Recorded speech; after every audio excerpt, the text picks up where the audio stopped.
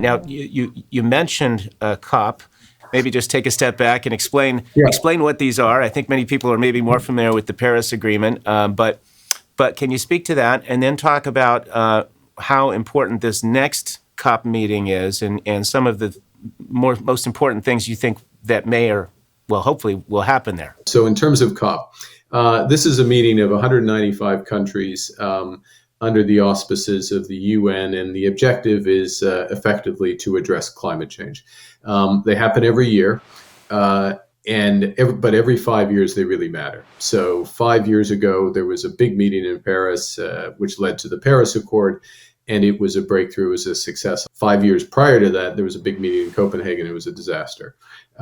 So Paris was critical, and because it came up with a new way to address these things, instead of seeking binding treaties across 195 countries that in the end were binding in name but not in fact. What Paris did was make clear what the world wanted to achieve, which was to limit the increase in temperatures to less than 2 degrees with a stretch target of 1.5 degrees. And what people will hear is there's more and more focus on that stretch target, even though we're getting closer and closer to it.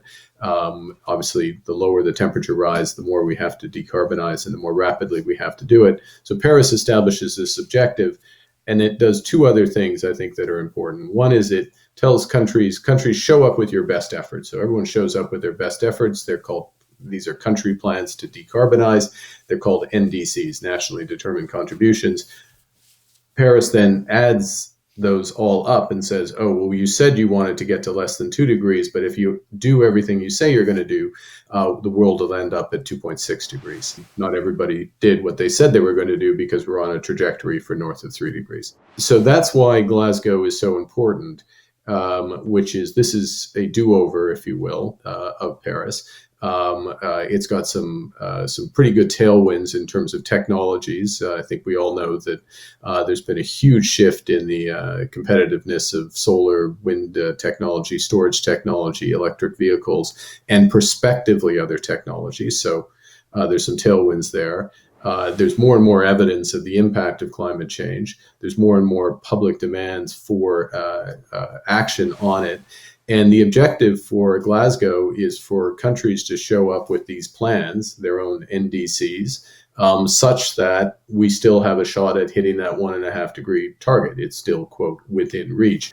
But there's also, companies aren't waiting for all the policies to be put in place. The best companies are starting to get out in front of this. Who can you get behind?